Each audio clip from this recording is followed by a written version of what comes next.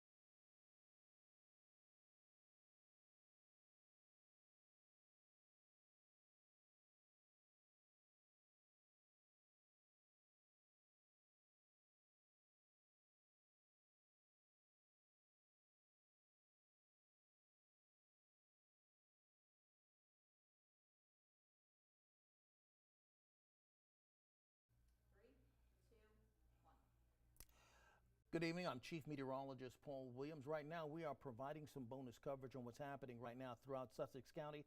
I'm going to go full screen here to show you what's going on. We have an active severe thunderstorm warning that is now in effect for northern portions of Sussex County and southern portions of Kent County. Now, as we begin to take a look at this storm, what's happening right now, this is tracking towards the east at approximately 30 miles per hour. And we're going to keep it full screen for you so you can see exactly how this storm is progressing. Now with this warning, and I'll show you the latest rendition of the information from this warning real quick. Right there, with this warning, we're looking at a severe thunderstorm warning that's going to stay active until 5:15. The latest on the storm is indicating this is actually creating 60-mile-per-hour wind gust. Also, it's moving to the east at approximately 30 miles per hour, and the impact is expected to damage roofs, siding, and trees and power lines possible. Now, places that could possibly be impacted by this would include Milford, Harrington, Greensboro, Bowers, Big Stone Beach, Andrewsville, Felton, Frederica, Houston, Farmington, and Riverview. As I erase this out of the way for you real quick to kind of show you the general pool of the storm, we're going to freeze it here on the last frame to show you where it's located right now, who is affecting directly now. That includes places like Denton, Anthony, as well as Burrsville. Now you also see that within this is what we're looking at right now. And this is primarily a hail maker with very gusty winds. We've seen brief moments where it's shown the possibility of some circulation. We see how it shifted very dramatically. This is along Highway 319. It's headed towards Burrsville. If you're in Whitleysburg, Brownsville, Burrsville, this storm is headed directly towards you rather rapidly, moving at about 30 miles per hour. With that in mind, we're going to do a dual type of tracking of this system. First and foremost, we're going to track the entire squall. This is the entire area right here in the front edge as it begins to affect those that are in its path. Now, we're looking for this to move at approximately 30 miles per hour, so we're going to widen the view of this a little bit more so, gain a better view of what's happening with this, and then we'll take a look at some of the individual cells that have been a little more impressive as they move across.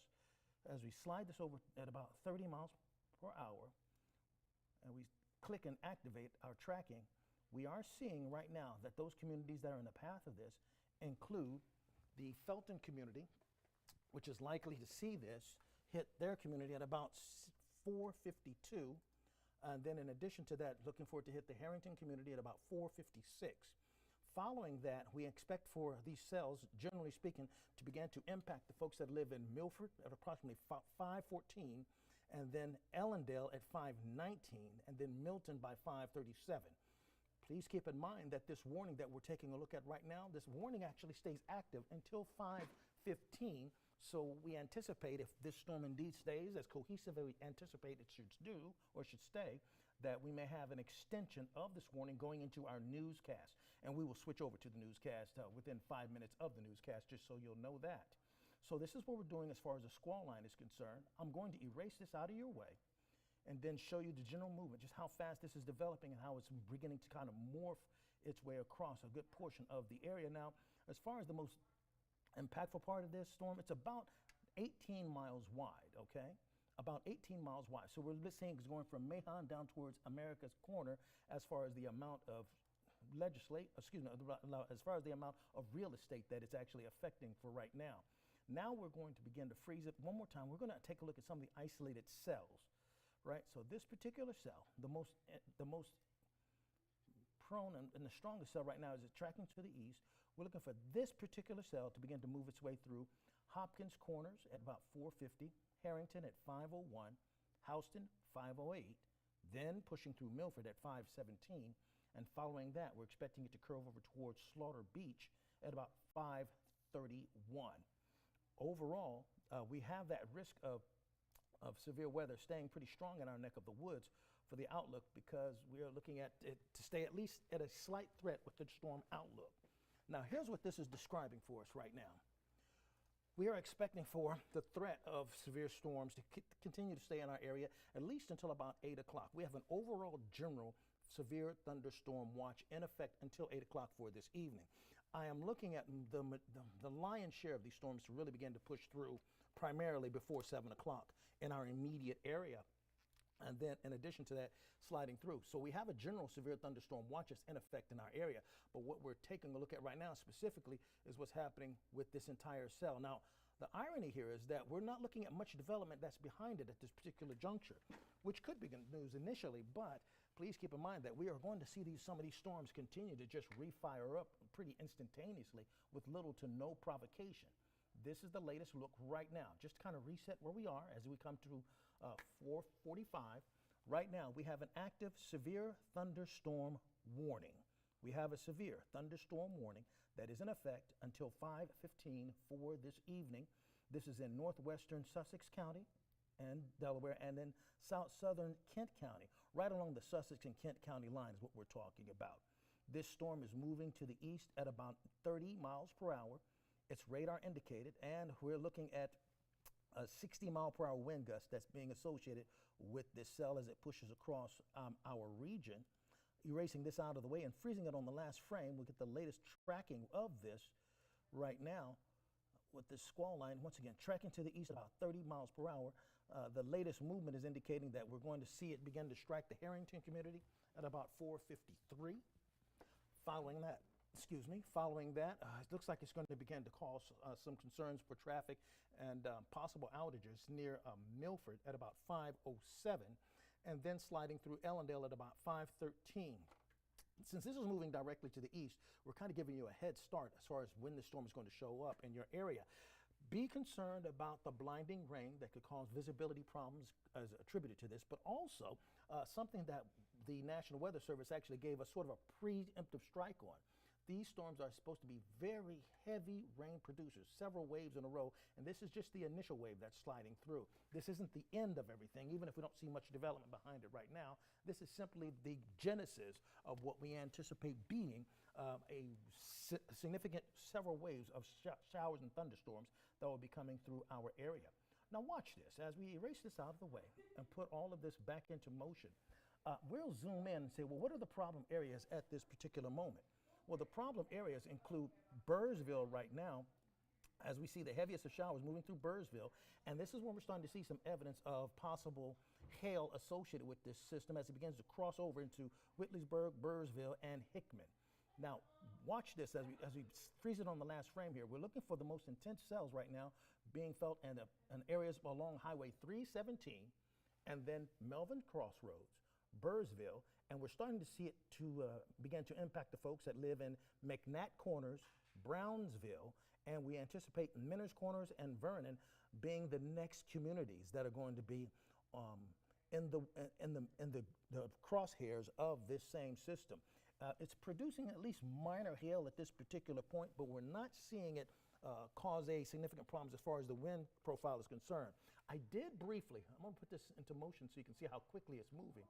And I did briefly see a little bit of circulation that began to oscillate between, let's say, becoming a hail maker versus something that was some circulation.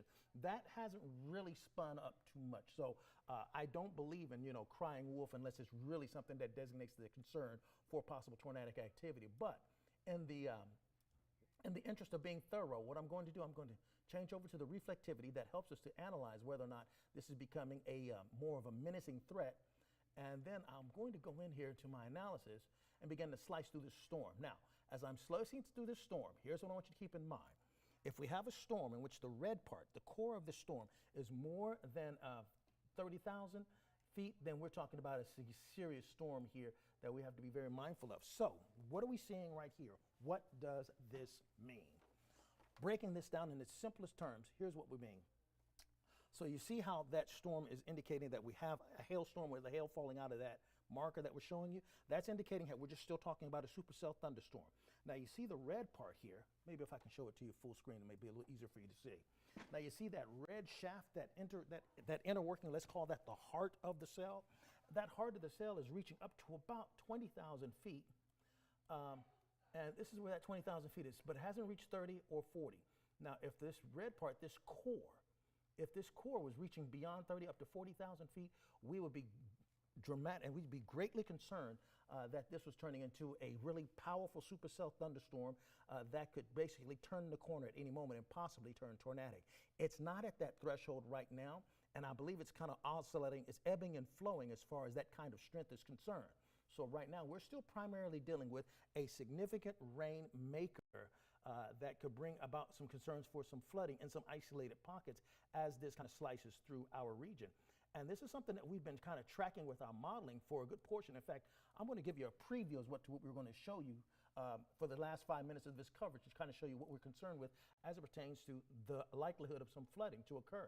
Because of the recent movement of the storm, you'll notice now we're concerned about 4 inches of rain in Milton. 4 inches of rain in Milton is what we're concerned with before it's all said and done. And this is the latest run that we have with the model run that's moving throughout the area. So although we are obviously concerned about what's happening with the storm and the intensity of the storm as it slides through being a severe thunderstorm, we are also looking at the second generational effect of this storm because now we're concerned about the possibility of significant flooding. And right now, according to this latest run, which just happened a few moments ago, we're watching out for the possibility of 4 inches of rain for Milton. Now, this is supposed to be finished within 2 o'clock. You see how it says 2 o'clock in the morning, Friday? This is saying that by the time we reach 2 o'clock in the morning, we will have received 4 inches of rain specifically in Milton and going up towards the beaches in the Milton area. So that's why this is not just a concern for an isolated cell staying severe, but we are once again very mindful that this could turn into a flash flood event. And so we've had flash flood watches issued for our area a little bit earlier. Right now it is 4:51. And just recapping what's going on right now, we are getting ready to transition to the newscast, which will begin promptly at 5 o'clock in the morning, and this evening, in a few moments is what I want to say, not morning, but in moments, pardon me, I am human here. And as you take a look at what's happening right now, this is where we are right now with this cell. The latest movement is across Hickman, getting ready to knock on the door of the folks in Andrewsville, Harrington, Berrytown. It doesn't look like it's necessarily getting stronger or weaker.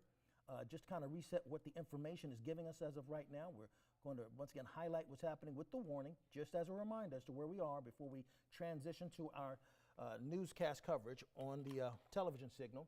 The severe thunderstorm warning that is in effect for northern slice pretty much of Sussex County and the southern slice of Kent. This cell that we're showing you right now, watch as I put it into motion. That movement that you see right there, that's indicative of 30-mile-per-hour motion moving directly towards the east. So we're not seeing it curve one way or the other. We're seeing that tracking. See where the red arrows are taking you? We're seeing that tracking that's moving more zonal is what we call that when it moves directly from the west to the east. So we're looking at a more zonal movement of the cell, but it is growing up towards the Dover area. And we're starting to see some the driving conditions deteriorate very quickly for us in the immediate Dover area. As I erase this out of the way and freeze it on the last frame here, we'll do one more set of tracking before we close out our coverage right here on our app. This is a squall line coverage, basically showing you the entire wall of influence that this storm is pushing through. And right now, we're looking at this entire line as it pushes through to hit the Harrington area at 456, Milford at 511, Ellendale at 518, Broadkill Beach then at about 536. Now that's from a squall line standpoint, or basically the entire comprehensive effect of this storm. Now, last but not least, we're going to highlight the cell that's causing concern for the isolated pockets of hail that's forming. That is what we're tracking right here. That's really just between Hickman and Andrewsville, is tracking to the east pretty steadily as well. And right now, it's looked like it's following along generally the same area that we have concern with for the entire squall line here. And we slide this one through to highlight what's going with that. There we go. And so what we see is it's actually going to begin to push through Harrington at 506, Houston at 513, then hit the Milford area at 521, and then Slaughter Beach at 533. What we're going to do right now, we are getting ready for the newscast, and we're going to want you to change over to our television signal as we get ready to continue to provide continuous coverage with this. This is a severe thunderstorm warning with 60-mile-per-hour winds, and it's moving to the east at approximately 30 miles per hour, and we're looking for this to stay active as a warning until 5:15.